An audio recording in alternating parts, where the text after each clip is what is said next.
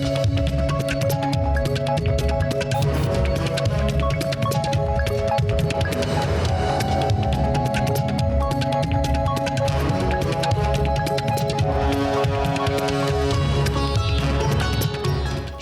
की तिलहटी में बसा सहारनपुर, देश दुनिया को फलों का स्वाद चखाने वाला इलाका, हुनरमंदों का शहर, जिसका इतिहास सिंधु घाटी सभ्यता से शुरू होता है, फिर कई काल खंड का गवाह बनता है। उसी सहारनपुर में राजनीतिक परीक्षा होने जा रही है। लोकसभा का चुनाव है, 19 अप्रैल को मतदान है, लिहाजा सहारनपुर भी पूरी तरह से चुनावी रंग में रंग चुका है। सभी दलों ने अपनी तैयारी शुरू कर दी है। उम्मीदवार एक दूसरे के खिलाफ ताल ठोक रहे हैं, लेकिन मतदाताओं ने ये तय कर लिया है कि इस बार ईवीएम किधर दबेगा। बड़े मियां किधर चले की टीम आ चुकी है सहारनपुर। वो सहारनपुर जिसकी शुरुआत 1340 ईस्वी में हो गई थी। वो सहारनपुर जिसे कहा जाता है, इस सहारनपुर का नाम दरअसल सहारन पीर के नाम से हुआ था। और आज के समय में सहारनपुर जो है वो करीब 40 से 41% मुसलमानों के साथ में यहाँ पे बड़ी संख्या में लोग अपना व्यापार करते हैं। बड़े मियां किधर चले की टीम जानने की कोशिश करेगी आखिर सहारनपुर में मुसलमानों के मुद्दे क्या हैं, ये समझने के लिए कि 2024 के इलेक्शन में इस बार मुसलमान सहारनपुर का किधर जा रहा है।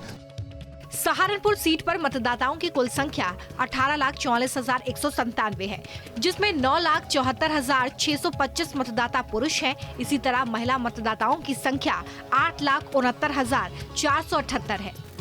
सहारनपुर लोकसभा सीट किसके खाते में जाएगी, ये यहाँ के मुस्लिम मतदाता तय करते हैं। इस सीट पर करीब 7 लाख मुस्लिम वोटर हैं, जबकि 11 लाख हिंदू वोटर। बाकी वोटर्स को मिला दें तो इस सीट पर कुल मतदाताओं की संख्या 18 लाख बनती है। सहारनपुर शहर की आबादी में करीब 56% हिंदू हैं, जबकि 43% मुस्लिम समुदाय के लोग हैं।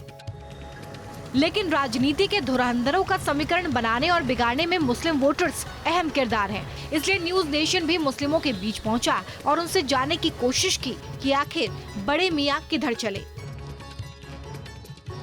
2024 का इलेक्शन बिल्कुल करीब है। मुस्लिम समुदाय इस बार क्या सोच रहा है, किस तरह के मुद्दे हैं? क्या विकास के नाम पर वोट होगा या फिर धर्म के नाम पर वोट होगा? धर्म के नाम पे कोई वोट नहीं होगा, वोट होगा विकास के नाम पे। और विकास 70 साल के अंदर अगर किसी पार्टी ने किया तो वो भारतीय जनता पार्टी है। तो मुस्लिम मियाँ भाई इस टाइम पे 70 साल में तो थी नहीं भारतीय जनता पार्टी नहीं, हाँ 70 साल से पार्टी नहीं थी। 70 साल से कोई विकास नहीं हुआ। बात अगर सुरक्षा ही करी जाए, अगर हम किसी डिपार्टमेंट में अपना काम कराने के लिए जा रहे हैं तो वहाँ सुनवाई नहीं हो रही। सुरक्षा के नाम पे कुछ नहीं है। सन 2014 के बाद सबसे ज़्यादा योजनाएं मुसलमान को मिली, सबसे ज़्यादा विकास मुसलमान क्षेत्रों में हुआ। ये बताइए कि इस बार क्या लग रहा है 2024 के इलेक्शन में किन मुद्दों पर मुसलमान जाएगा वोट डालने? देखिए, मुसलमान का तो मामला एक ऐसा मामला है, कोई सी भी पार्टी हो, मुस्लिम का सिर्फ इस्तेमाल होता आ रहा है आज तक। और पहली बार एक प्रधानमंत्री के रूप में मोदी जी आए, जिन्होंने 36% आरक्षण का वादा किया मुस्लिम समाज से। और इस चुनाव के बाद विधानसभा जो टिकट होंगे मुस्लिम समाज के लोगों को होंगे, तो पहले प्रधानमंत्री हैं। बीजेपी के आप कब से हितैषी होने लगे? मुसलमान कब से हितैषी होने लगा बीजेपी का? अरे बीजेपी कहते हैं मुसलमान तो वोट ही नहीं देता बीजेपी को। गलत कहते हैं लोग। मुसलमान क्यों नहीं वोट करता? 8,500 वोट खत्तागेड़ी से अभी बिल्कुल ताज़ा है। 18,500 वोट सहारनपुर में बिल्कुल अभी मेयर साहब को दिए। ये गलत बात है। लेकिन विपक्ष तो ये कहता है भैया अब मुसलमान को तो रहने नहीं दे रहे हैं यहाँ पे देश में। विपक्ष बिल्कुल झूठ बोलता है। मुझे बताओ कहाँ देश में परेशान नहीं है किसी को? मैं पूरे हिंदुस्तान में घूमने वाला हूँ, सेल का काम करने वाला आदमी हूँ। मैं पूरे हिंदुस्तान में घूमा। 2019 के लोकसभा चुनाव में इन्हीं मुस्लिम मतदाताओं ने बीएसपी के हाजी फजलुर रहमान को संसद पहुंचाया। इस बार भी मुकाबला दिलचस्प है। बीएसपी ने इस बार माजिद अली को उम्मीदवार बनाया है। 2019 के लोकसभा चुनाव में मोदी लहर के बावजूद बीजेपी यहां से हार गई थी, लेकिन इस बार बीजेपी ने उन्हीं राघव लखनपाल शर्मा पर भरोसा जताया जो पिछला चुनाव हार चुके थे। हालांकि उन्होंने 2014 में कांग्रेस उम्मीदवार इमरान मसूद को 60,000 से ज्यादा वोटों से मात दी थी। क्या लगता है मुसलमान इस बार सहारनपुर का किधर वोट जा रहा है और किधर देख रहा है? वो विकास के मुद्दे पर वोट है, राजनीति है, क्या है? मतलब धर्म के नाम पर वोट है? धर्म के नाम पे कोई वोट नहीं है। और आपको बताएं कि विकास इतना हुआ है सहारनपुर के अंदर, बहुत बुरा हाल था। ना ही फ्लाईओवर थे, ना ही बाईपास थे, कुछ भी नहीं था। और आज इस सरकार के अंदर बाईपास भी हैं और फ्लाईओवर भी है और सड़कें भी हैं।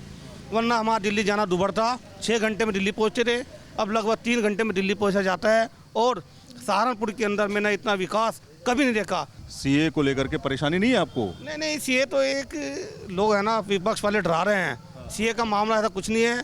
बीजेपी की केंद्र की सरकार अच्छा काम कर रही है, राज्य की भी। वो मुसलमान लोग जो सहारनपुर में रहते हैं, यहीं पर व्यापार करते हैं और यहीं पर से उनकी राजनीति या कहे सियासत भी शुरू होती है। इन्होंने तमाम सरकारों को देखा है, इन्होंने समाजवादी पार्टी को देखा है, इन्होंने बीएसपी को देखा है, इन्होंने कांग्रेस का दौर देखा है और ये प्रेजेंट गवर्नमेंट को भी देख रहे हैं। सहारनपुर सीट को पहले कांग्रेस का गढ़ माना जाता था। सबसे ज्यादा बार कांग्रेस ने ही इस सीट पर अपना परचम लहराया, जबकि 3 बार बीएसपी और 2 बार बीजेपी और जनता पार्टी का कब्जा रहा।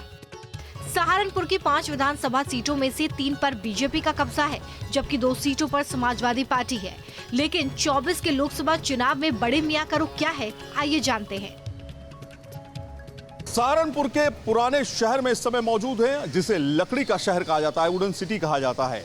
और यहाँ पर बड़ी संख्या में कारोबार इसी चीज का होता है। पूरी दुनिया भर में सहारनपुर से लकड़ी के ये बड़े बड़े सोफे, बेड और तमाम तरह के लकड़ी के सामान, सजावटी सामान यहाँ से जाते हैं। आप देखिए, पूरे घरों में कहा जाता है कि जैसे योगी आदित्यनाथ ने, सीएम जो उत्तर प्रदेश के, उन्होंने कहा कि 1 डिस्ट्रिक्ट 1 प्रोडक्ट को लेकर के वो उत्तर प्रदेश के कई इलाकों को प्रमोट करते हुए दिखाई दे रहे हैं। उसी तरीके से सहारनपुर को भी 1 डिस्ट्रिक्ट 1 प्रोडक्ट के तौर पर तैयार किया गया है। खास तौर पे वुडन के काम जो है यहाँ पर बड़ी संख्या में होते हैं। आप देखिए किस तरह से ये पूरी डिज़ाइन जो है तैयार की गई है। लेकिन सियासत की अगर बात करें, राजनीति की बात करें, तो वो भी काफ़ी गर्म है इस समय, क्योंकि सहारनपुर में अलग अलग तरह की पार्टियों ने अपना हिस्सेदारी निभाई है। कांग्रेस का कभी ज़माना था जब यहाँ पर कांग्रेस ही आती थी, लेकिन 1977 के बाद से जो है समीकरण बदल गए।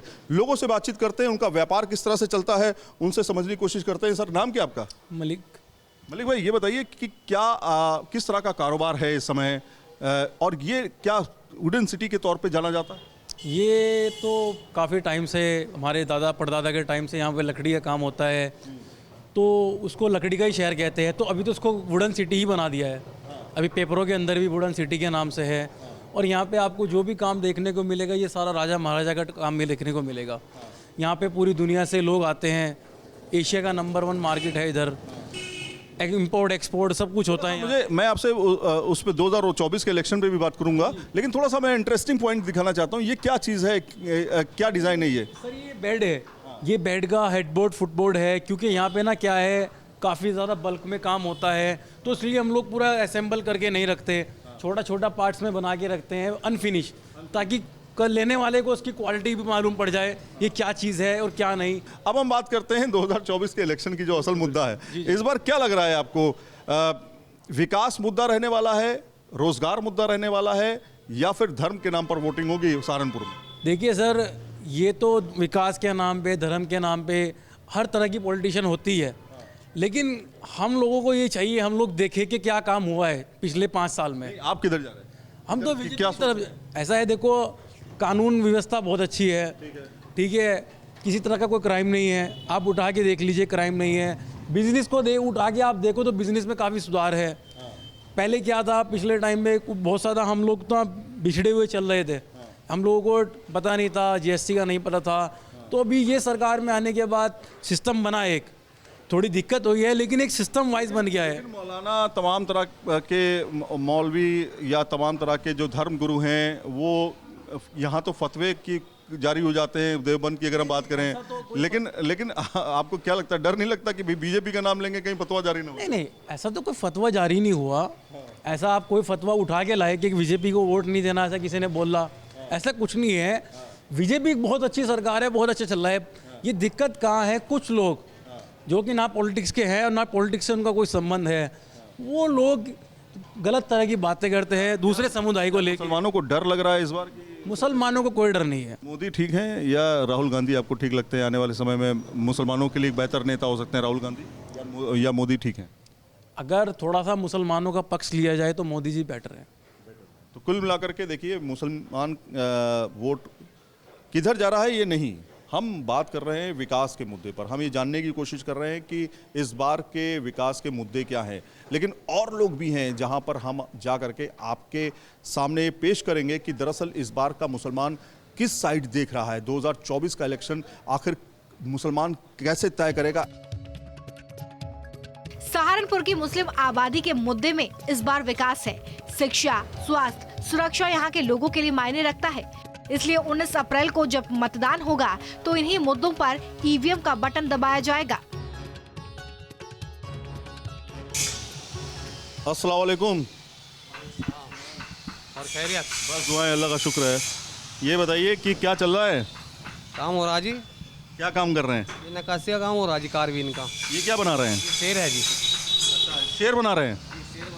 अब आप देखिए शेर बन रहा है यहाँ पे। आप तस्वीरों में देखिए, थोड़ा सा शोर हो रहा होगा, आपको आवाज़ें आ रही होंगी क्योंकि यहाँ पे नक्काशी का काम जो है वो किया जा रहा है। तो आप देख सकते हैं तस्वीरों में यहाँ पे ये कैसे नक्काशी हो रही, कितनी महीन नक्काशी है। ये इसे क्या बोलते हैं, इस कला को क्या बोलेंगे? ये कारवीन बोलती है जी। अच्छा, जी। तो ये मतलब इसी से औजार से ही किया जा सकता है, मशीन से नहीं हो सकता? नहीं, मशीन से नहीं होता जी। अगर मशीन से होता तो ये सब खत्म हो जाता है। तो देख सकते हैं आप दिखा सकते हैं कितना बना दिया आपने। ये देखिए आप, ये देखिए बब्बर शेर। ये यहाँ से बॉम्बे जाएगा, बॉम्बे से इंग्लैंड जाएगा ये। अच्छा, इंग्लैंड से ऑर्डर आया है? बॉम्बे का ऑर्डर है हमारे पास, और बॉम्बे जो है एक्सपोर्ट करेगा, जिसका ये है वो इंग्लैंड भेजेगा इसको। अच्छा, ये बताइए कि ये तो रही बात आपके काम की, 2024 का इलेक्शन भी है, किधर देख रहे हैं इस बार? भारतीय जनता पार्टी। काहे के लिए भारतीय जनता पार्टी क्यों? मुसलमानों के लिए भारतीय जनता पार्टी क्यों? ऐसा है, ये हम जो जहाँ बैठे हुए हैं ना, आप इस खत्ता खेड़ी में बैठे हुए हैं। भारतीय जनता पार्टी से इसका नाम था खत्ता खेड़ी। भारतीय जनता पार्टी से पहले सरकार आई, भारतीय जनता पार्टी सबसे पहले तो उसने हमें नाम दिया लकड़ी वालों को गुडन सिटी। ये जो नाम दिया ना भारतीय जनता पार्टी ने दिया, गुडन सिटी, पूरी दुनिया के अंदर फेमस करने वाली पार्टी जो है गुडन सिटी में, मतलब भारतीय जनता पार्टी है। मुसलमान कब से भारतीय जनता पार्टी के होने लगे? मुसलमान तो बहुत टाइम से पहले काम करते हैं भारतीय जनता पार्टी में, आपको मालूम है। लेकिन काम तो चलिए ठीक है, पद मिल गया वो बात अलग है, लेकिन सवाल ये खड़ा होता है कि वोटर कहाँ है?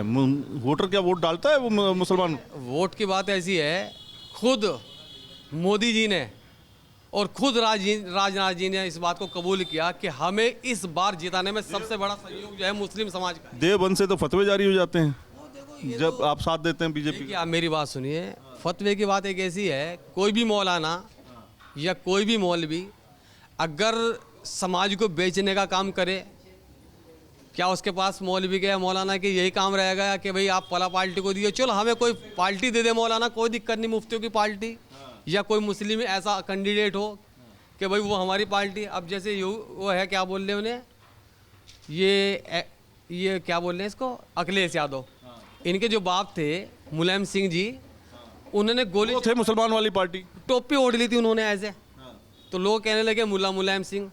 फिर मुजफ्फरनगर में जो है मुसलमानों को मरवा दिया समाजवादी ने।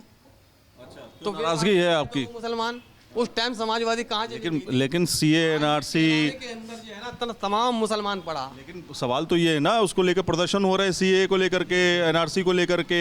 आप बीजेपी की बात कर रहे हैं। आप मुझे कहीं भी किसी भी चैनल पे कोई आम आदमी दिखाओ, आम आदमी दिखाओ सीए को लेके कि एक आम आदमी अपने काम को छोड़ के, अपने घर को छोड़ के कहीं बॉर्डर पे पड़ गया, एक आम आदमी। सारे के सारे यहाँ का मुसलमान बीजेपी टेंशन भी रहा, नो टेंशन, किसी को कोई टेंशन। हक होना चाहिए। मुसलमानों की हितैषी पार्टी कौन है? अब कहाँ से उम्मीद लगती है आपको? कोई रह नहीं गया अब, या कोई है?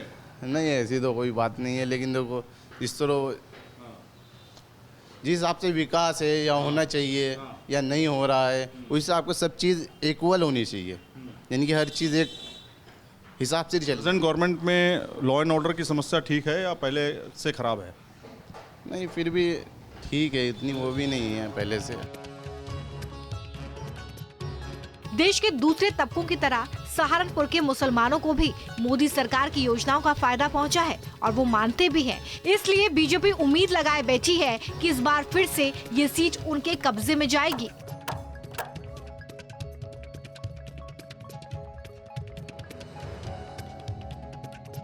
तो तो देखिए इस तरह से कामकाज को दिखाते हुए बड़े मियाँ कहाँ चले की टीम अलग अलग जगहों पर जाकर के लोगों से व्यापार की बात कर रही है, लोगों से उनके मुद्दों की बात कर रही है, लोगों से ये भी जानने की कोशिश कर रही है कि दरअसल बड़े मियाँ किधर जा रहे हैं।